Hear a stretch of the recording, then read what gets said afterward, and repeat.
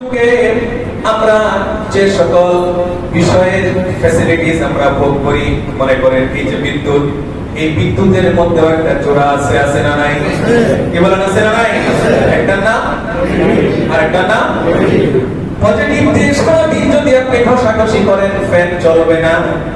Negative যতক্ষণ পর্যন্ত তার সাথে যুক্ত না হবে।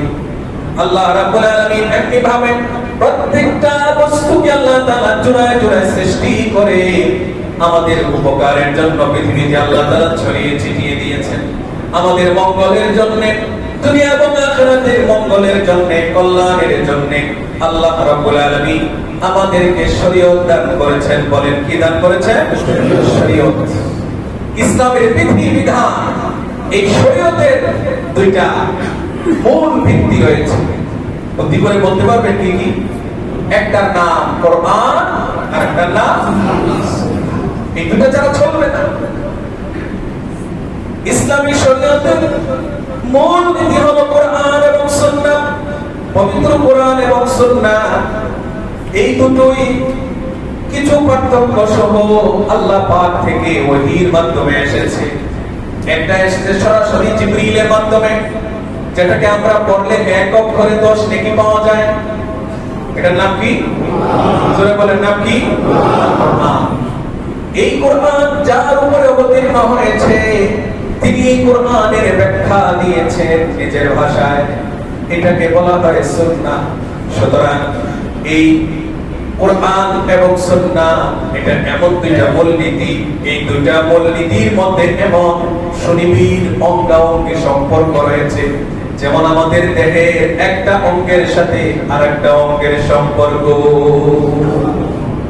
নিবিড় সম্পর্ক রয়েছে। সুতরাং এই দুইটার কোন একটাকে বাদ দিয়ে আরেকটা চিন্তা করার কোন সুযোগ নাই। আমাদের সমাজে এক শ্রেণীর পথভ্রষ্ট অন্ধের জন্ম হয়েছে, যারা বলছে কোরআনই যথেষ্ট।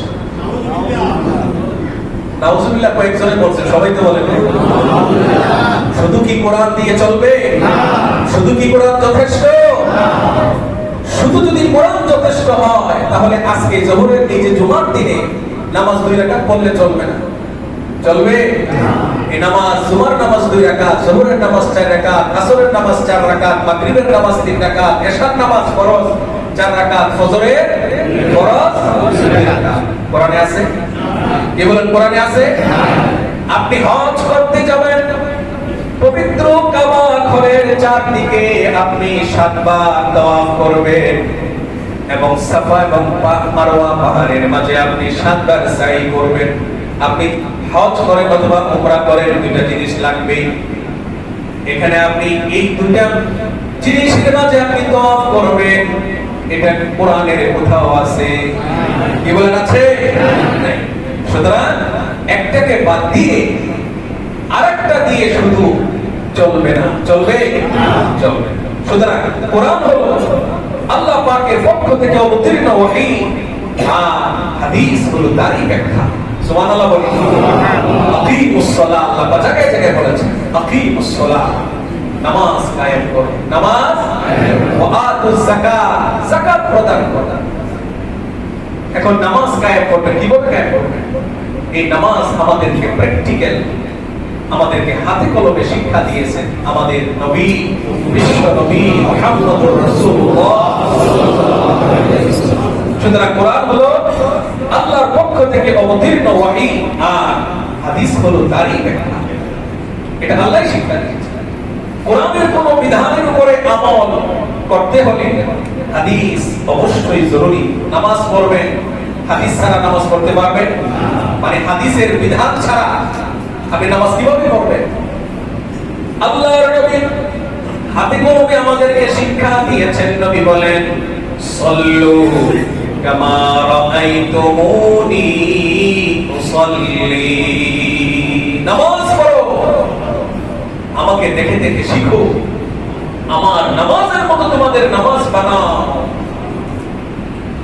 প্রিয় ভাইরা আমার, কোরআন অনুযায়ী আমল করা কোনো ক্রমেই সম্ভব নয় আল্লাহর নবীর হাদিসকে বাদ দিয়ে। আল্লাহ পাক সূরা নাহলের 44 নম্বর আয়াতে আমাদেরকে স্পষ্ট জানিয়ে দিয়েছেন